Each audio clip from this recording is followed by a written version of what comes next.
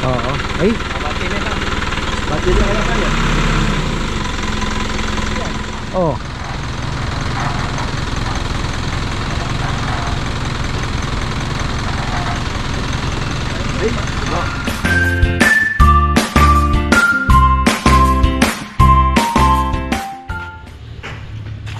Uy, ayan na mga ka-farmer, isang magandang buhay. Tayo po ay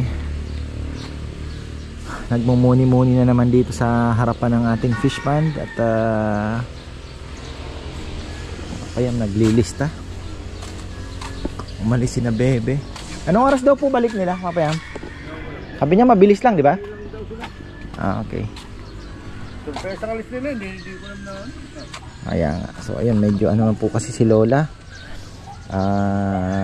Medyo hindi na po maganda ang lagay. Pinupuntahan po namin kasi medyo may sakit na talaga siya. Naka-NGT na daw. Kaya nga hindi ako nakasama, biglaan din ang takbo ni na bebe.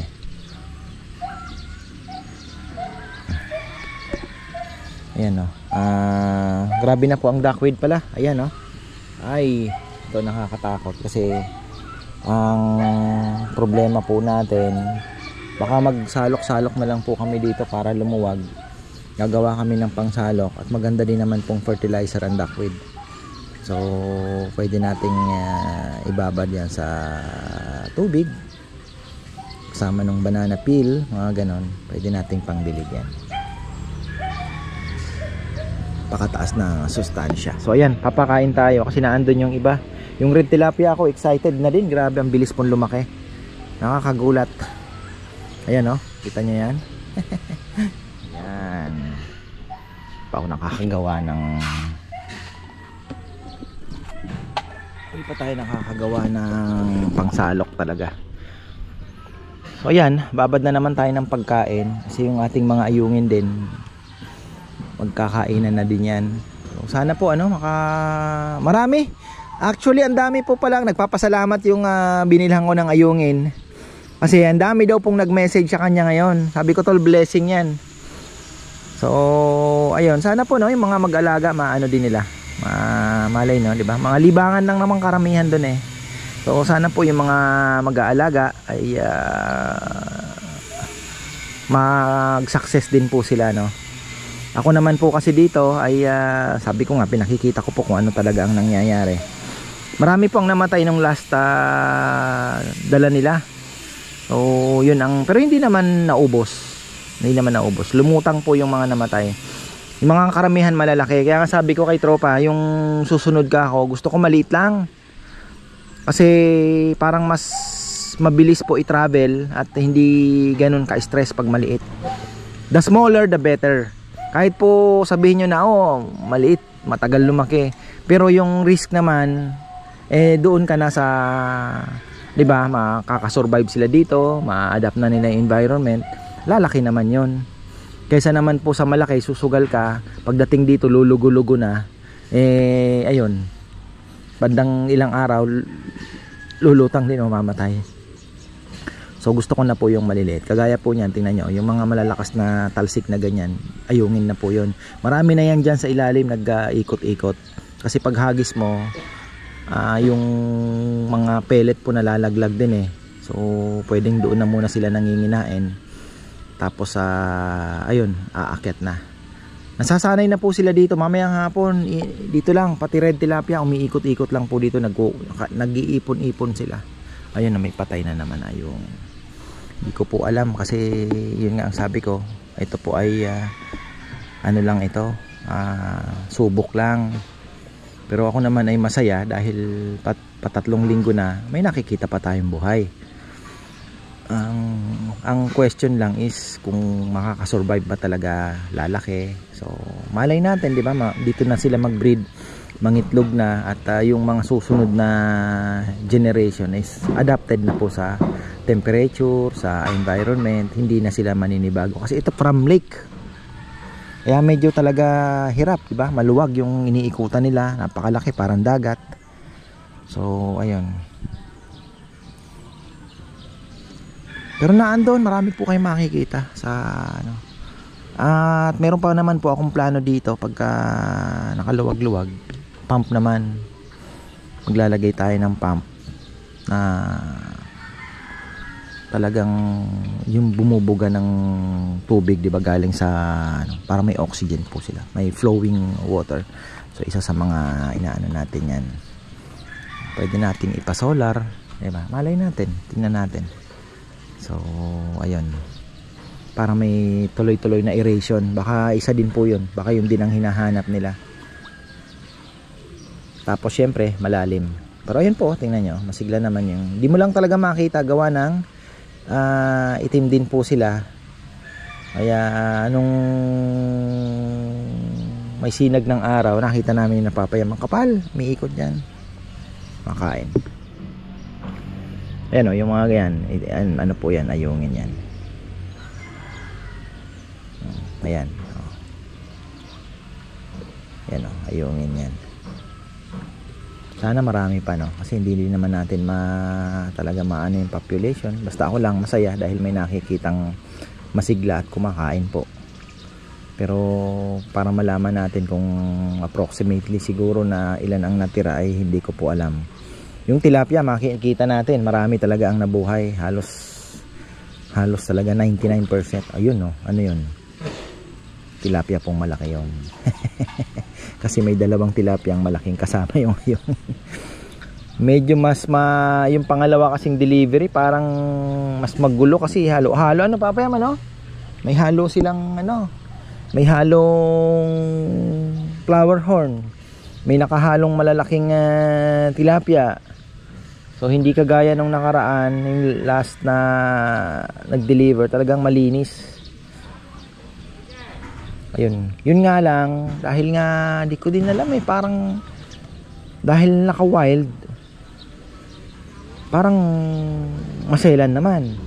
Tapos yung huli namang yung pangalawang nag-deliver sa akin, sabi niya marami na daw kasi nagko-culture doon sa bae, baka galing naman pond. Kaya parang trained na kumain ng tatlo pala ang tilapia ang itim. Ayun, malalaki na, halos 4 fingers. So yun po, medyo alanganin tayo tingnan natin. Kung makikita naman po natin ang mostly nag-survive kung doon sa bae, di order tayo sa bae.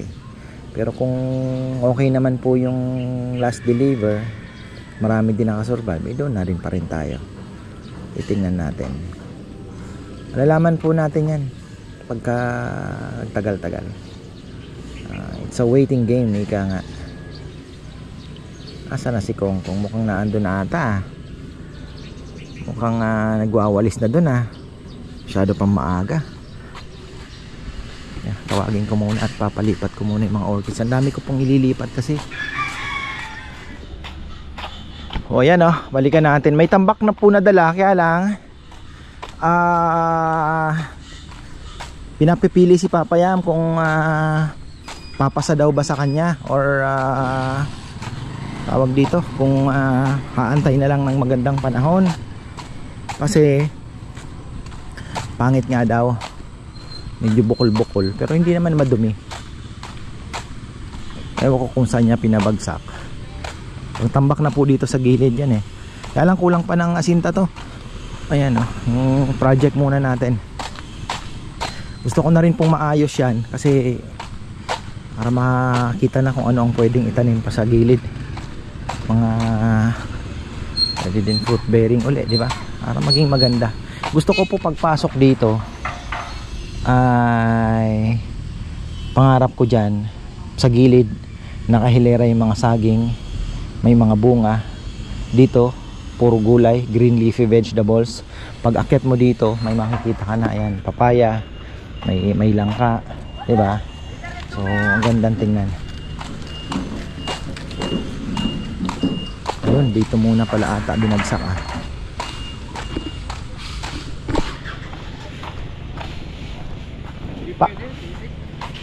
bukol-bukol ano? Hindi basta-basta yun na nga. Mas maganda talaga mag ng tambak pagka mainit ang panahon. Oo, pangit daw. So antay na lang tayo. Sila din naman po ang nagsabi, pangit. So ito, tatambakan natin to, gilid na to. Grabe, dahil pang tambak na kailangan, ano. Siyempre hindi naman na pwedeng iasa lahat sa fish pond eh. Pero pag na-develop naman paunti-unti, ayos na.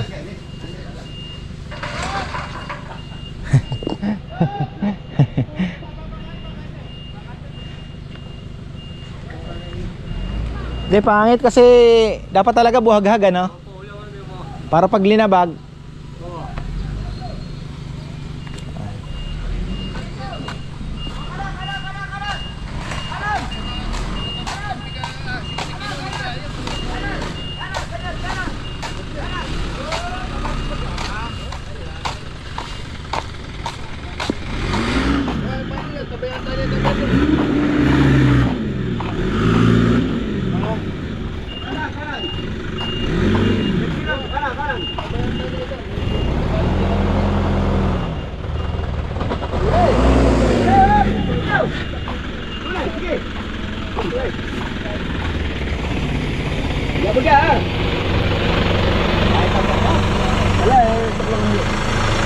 Pangit talaga.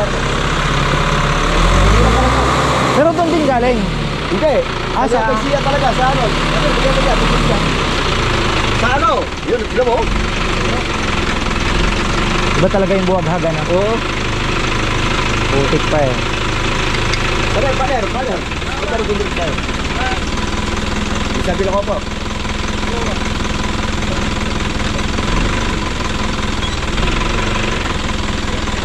Oo.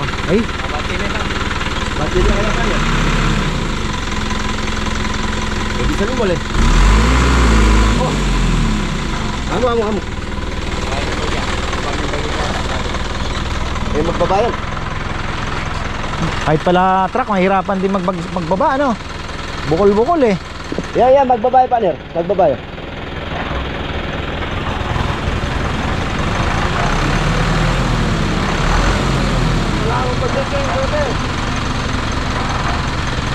Madaganan kayo yan. Oh.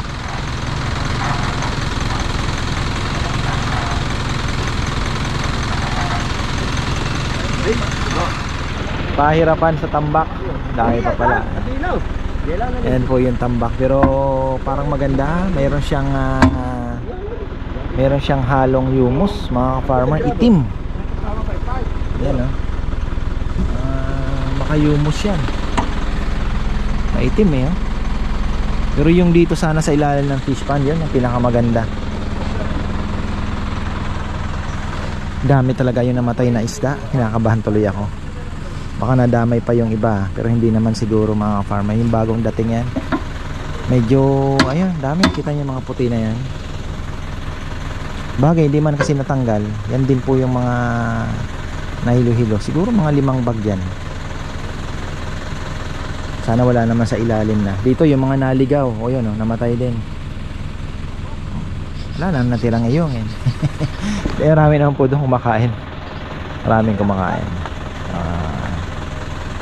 Pwede nga lang namin kuhanin yan at salukin para mabawasan sana.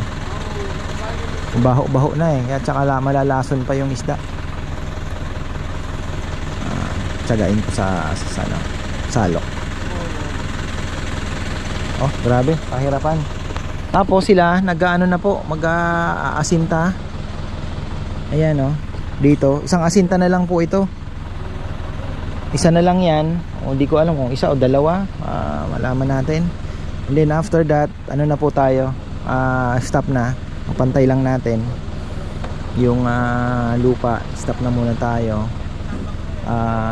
Hindi ko alam kung anong susunod. Gusto ko nga sana, total hindi pa naman po tayo makakapag yung tulay, ayan o, maayos natin, or stop na muna talaga kasi hindi pa rin naman makakapag tambak dahil talaga napakasungit ng panahon. Gagawin natin, pwedeng mag-umpisa na ng kitchen, or ayusin muna namin yung paligid dito. Mai-set up namin yung mga tanim namin for 2 weeks siguro muna. Hindi, wala munang project, sila na lang po muna. Ang ayusin namin dito is yung mga taniman namin. Yung project saging, maayos yan. Yung mga avocado maiangat na. Tapos yung dito makapagtanim pa po kami ng mga gulayang dyan na may mga ano, yung kagaya ng ampalaya, pipino. So yan, dito sa gilid. Mahihirapan to ah.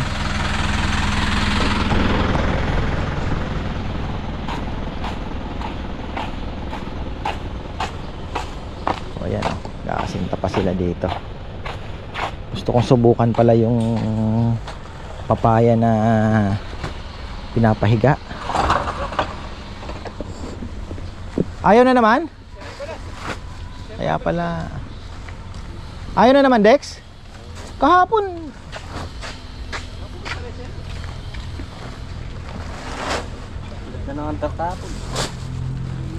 Wala na talaga eh. Dahil pa niyang gagawin. Huwag muna siyang bumigay. Baka kailangan na magpapalit na naman ng makina. Bagay, 6,500. Sulit na sulit naman po.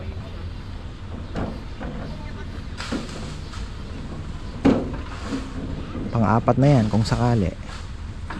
Pangatlo na yata yan eh.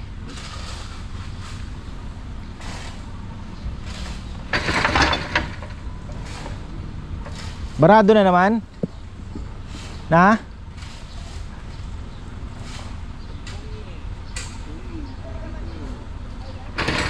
Oh, yan na.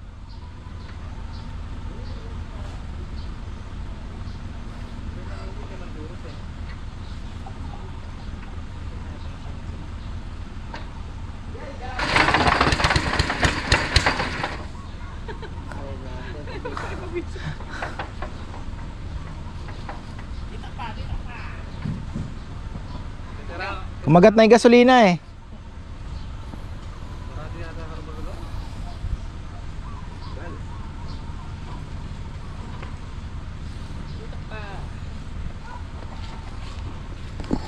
Ang mangyayari, ilan ang hollow blocks dito? 4.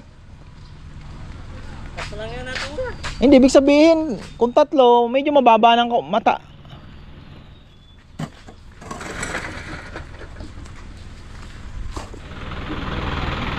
Ako po. Ayan na. Ayan na, hulog na. Hirapan sila, lagkit. Sobrang lagkit, bukol-bukol. Maganda talagang tambak mga ka-farmer summer. Talagang buwaghag eh. Yun nga sinasabi natin. Kaya yung dito, malamang maghihintay talaga tayo. Hindi naman yan minamadali. Ayun. Abo, pala dito. Grabe. May. Yung sinisita mo. Ano ba? Slow motion niya. Slow motion niya.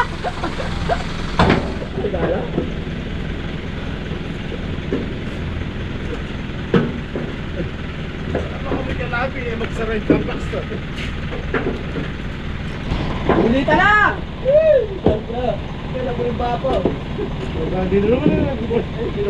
Mahirapan din kayo dyan. Kahit sino. Kalating oras na kami. Mahirapan din kayo dyan. Biyernes pa mo ngayon eh. Wabi, bukas may maraming bisita. Grabe yung bisa magpasyal ng kahit Domingo. Wow, Sabado-Linggo. Ano, gusto mong pumasyal? Tayo dalawa, kalating pwede sa atin. Boss, hindi kayo nagtitindang beer dito? Wala? Wala po. Ay, walang beer dito. Magdadala lang tayo magposo. Pulutan natin ng lechon. Grabe, lagkit ano. Sa ilalim ng tulay yan. Wow. Yung tulay na Mahaba, sa Nueva Ecija, pagkalapas ng boundary. San Vicente, no? San Vicente. Oo, yung Eh kung maganda lang to, gusto ni tatay, ni papa. Oo, mukha pang mataba pang lupa yan, no? Pwede kong ilagay sa garden, may itim-itim eh, mabaho. Yun ang mataba. Yan, sa alaman. Eh kaso, mahirapan tayo. At saka yun, yung diniliver namin yun, maganda yun. Magyaba ako ng pasta. Maganda yan.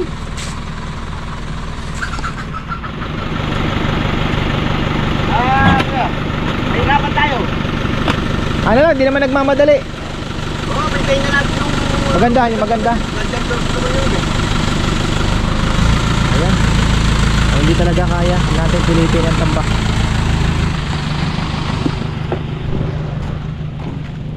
Balikan natin. Grabe itong dumating na tambak na ito. Hindi nga talaga po pwede. Tingnan nyo naman, bakil-bakil. Pero ilalagay dyan time time will tell. Kanta yun Nelson. Sino nakakaalam? Ang kambal yun, mga ka-farmer na mahabang buhok, 1990s. Hindi ko alam kung may nakakaalam pa sa inyo. Oh, ayan.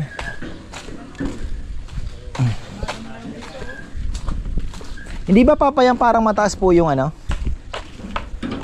lupa pa rin magdadagdag pa ba tayo sa hollow block?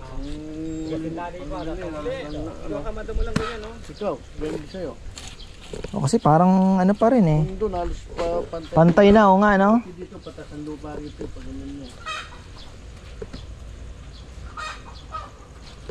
Kung hahabulin natin Yung block yun na yung semento yun okay na yan. Oo, tapos tapingan na lang ng ganyang kataas na Yun na yung magiging taas. Kasi pagka nagbakod ka hindi magle-level. Pag sinunod mo, gano'n Oo. Pag ginabol mo. Na nga yan, hindi na naka-level yan. Medyo nakapasunod ng pagganyan dito. Grabe yung ito. Anong nangyari sa daanan na yan? Ay, tambak na yan. Kaya nga. Ibang klase Di mo dumidikit. Ang hirap din pala yun. Oo, clay, Putik talaga. Pag natuyo kaya ito, baka maganda sa garden yan Pero hindi po, hahaluan. Hahaluan. Yun maganda yun. Pagka nakasabog na Magandang haluan ng taing kalabaw Oo. Yun talaga yung garden soil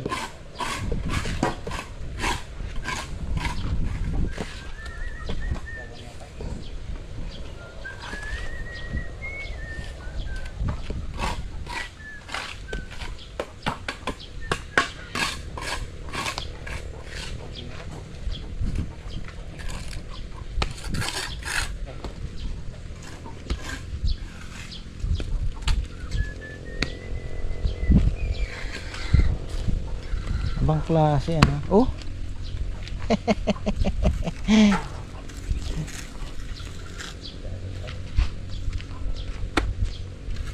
Ibang klase hindi mo mapapala kakamayin mo talaga. Anak na. Ibang klaseng bigat. Baka yan yung inuhulmang ganon. Kaya pala kabungad-bungad. Patikita ko muna, pangit baka hindi magustuhan ni ni Foreman. Oh. Bangklase. Sa may daw to kinuha, sa ilalim po ng tulay ng San Vicente. Sa may malapit kina Makimoto. Sa tulay, sa ilalim daw nun.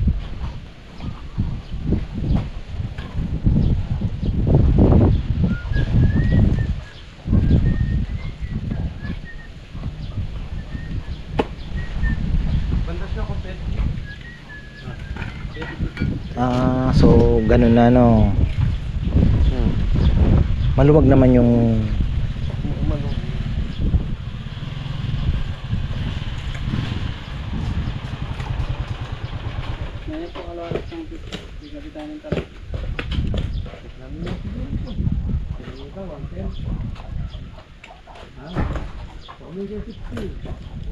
kaya hirap ng tambak na ito. Ibang klase.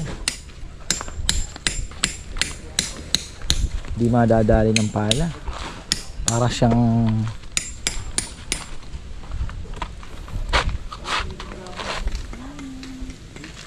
may kasamang yumos.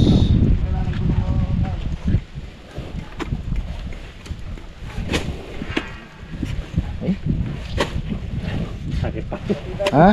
Masagit pang bagutan.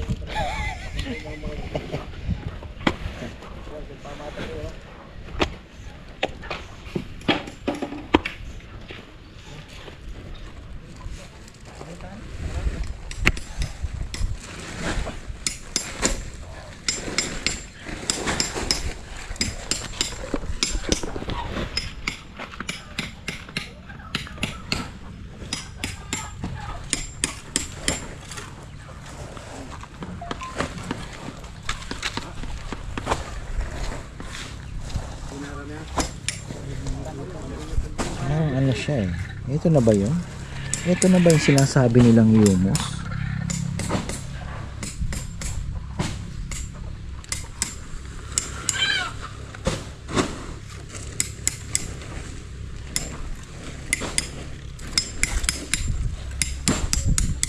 Mas maganda daw sa compost. Pero parang hindi. Pero yung amoy niya tsaka yung kulay,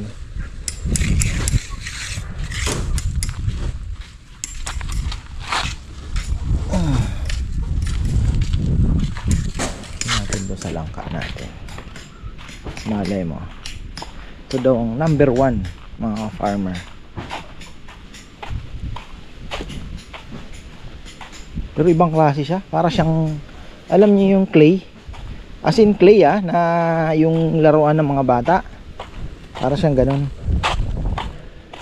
Kaya ang hirap, hindi siya buwaghag.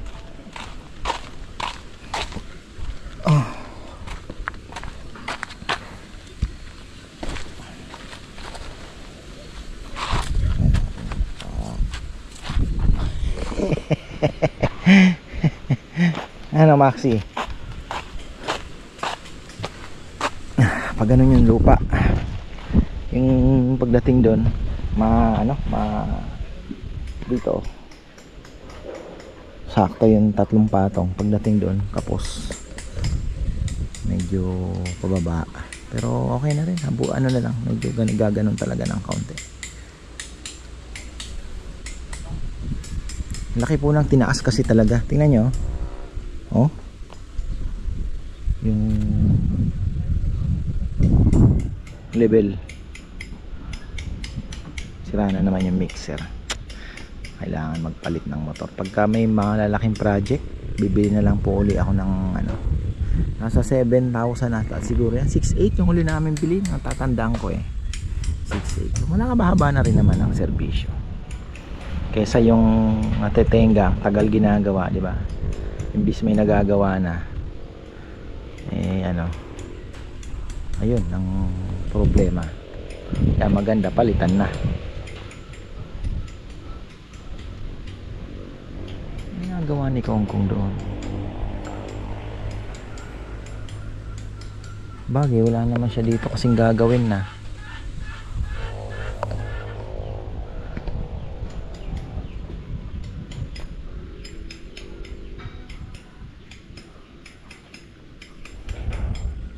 Nung isang araw, eto si tatay ni Rizal susumbong kasi Kongkong daw, sinabi niya tulungan mo muna kami, kulang kami. Ang sagot yata ni Kongkong, bakit, boss ka ba? Sabi ko ganun talaga, ako lang ang sinusunod niyan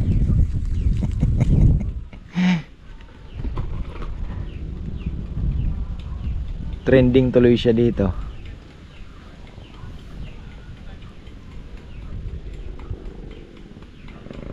Konti na lang pala mga ka-farmer, at tambak na lang dito.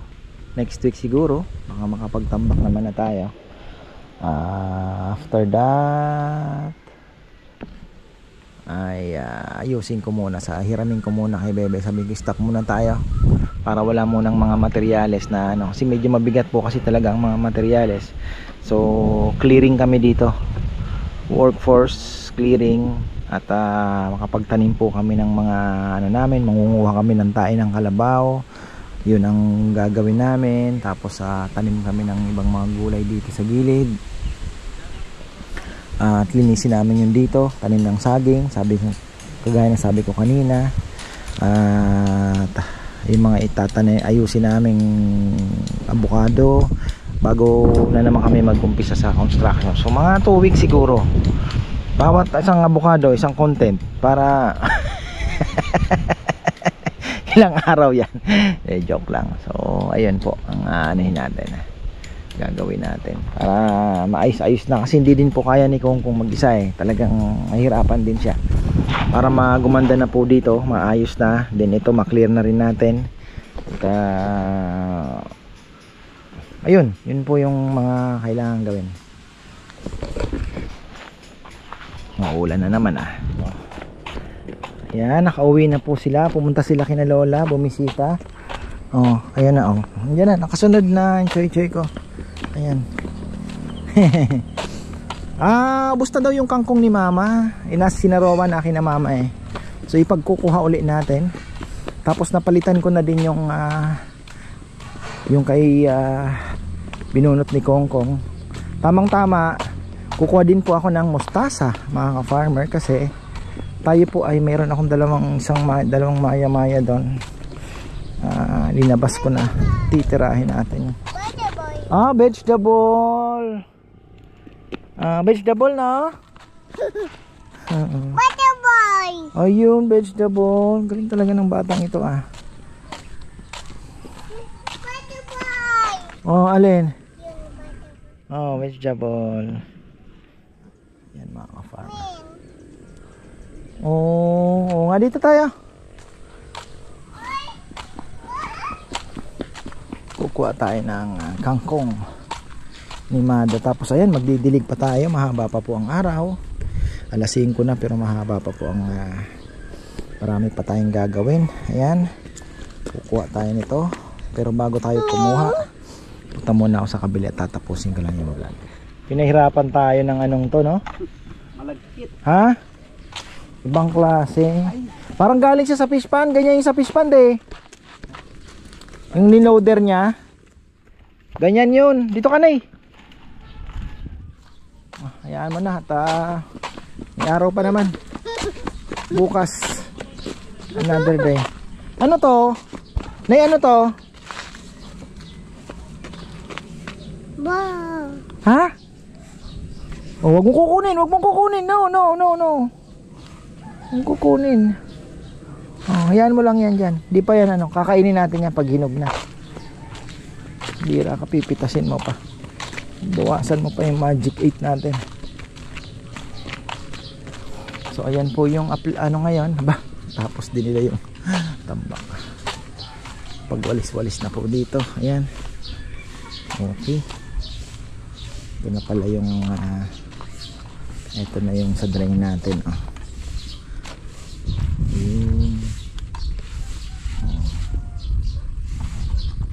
Mixer natin, wala na. Pero may sumpong lang yan.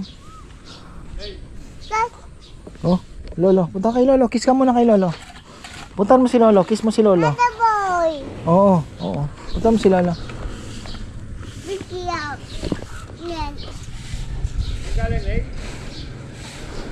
Kiss mo si Lolo, bilis.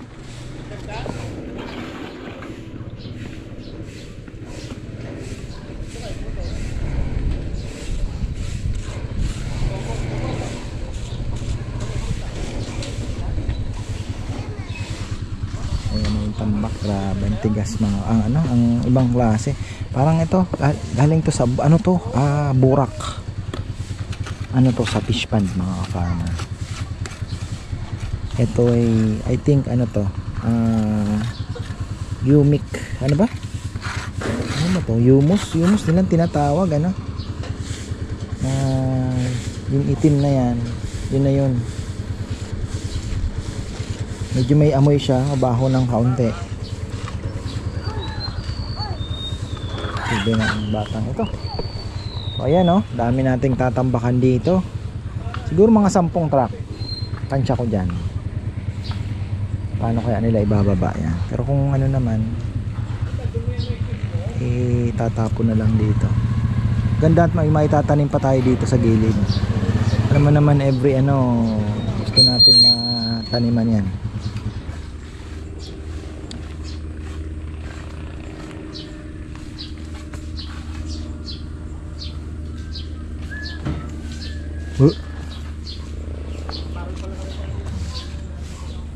Baba. Oo. Okay na tayo. So ayan, marami pong salamat mga ka-farmer. Ay siya, ano pala, happy birthday pala kay Nanay Melda Musngi. Ayan, bago tayo magtapos. Happy birthday po, Nay. Hope to see you. Alam ko nasa Bulacan ba kayo? Ayan, so ayan, happy birthday po kay Nanay Imelda Musngi. Ayan.